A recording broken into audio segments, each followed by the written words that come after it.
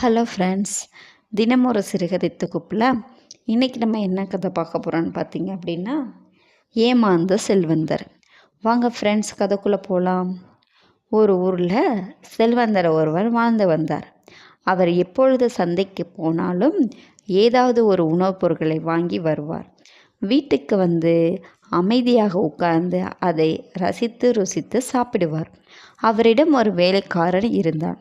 அவன் செல்வந்தர் எதை கொண்டு வந்தாலும் சிறிதளவாவது தன்னுடைய சாமர்த்தியத்தால் கேட்டு வாங்கி சாப்பிடுவான்.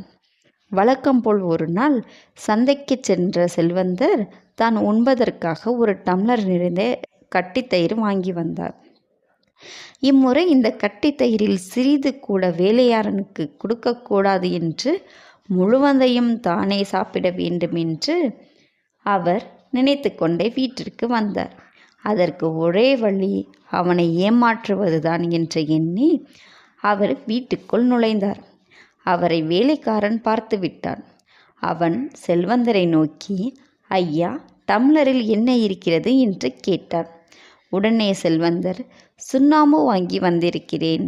இதை சாப்பிட்டால் வயிறு எரிந்து வயிற்று வலி வந்து உடனே உயிர் போய்விடும் என்றார். எக்காரணம் கொண்டும் இதை தொடாதே, போய் இன்று முழுவதும் தோட்டத்தை உழுதுவிட்டு வா என்றார். வேலைக்காரனுக்கு செல்வந்தர் தன்னை ஏமாற்றுகிறார் என்பது தெளிவாக புரிந்துவிட்டது. அவருக்கு சரியான பாடம் கற்பிக்க வேண்டும் என்று எண்ணி, அது மட்டுமல்லாமல் அந்த டம்ளரில் இருப்பது கட்டித்தயிர் தான் என்பதை அவன் அந்த வாசனையை வைத்தே தெரிந்து கொண்டான். அவன் உடனே அந்த செல்வந்தரை பார்த்து, ஐயா, வெற்றிலை பாக்கு போட அந்த டம்ளரில் இருக்கும் சுண்ணாம்பில் இருந்து சிறிது எடுத்து கொடுங்கள் என்றார். உடனே செல்வந்தர் வேலைக்காரனை பார்த்து, நான் உன்னிடம் சொன்ன வேலையை முடித்து விட்டு வா, அதிலிருந்து கொஞ்சம் தருகிறேன் என்றார். மாடுகளை ஒட்டி கொண்டு சென்ற வேலைக்காரன் சிறிது நேரத்திற்குள் வீட்டிற்குள் வந்தான்.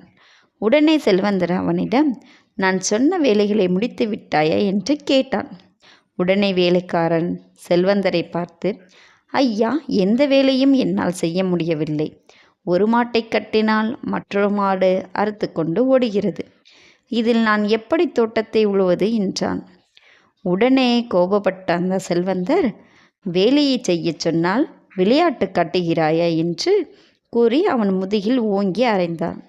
அவ்வளவுதான். அவனுக்கு வந்த கோபத்தைக்கு அளவே இல்லை. ஐயா, இதனால் வரை என்னை யாரும் இப்படி அடித்ததே இல்லை. நீங்கள் என்னை அடித்து விட்டீர்கள்.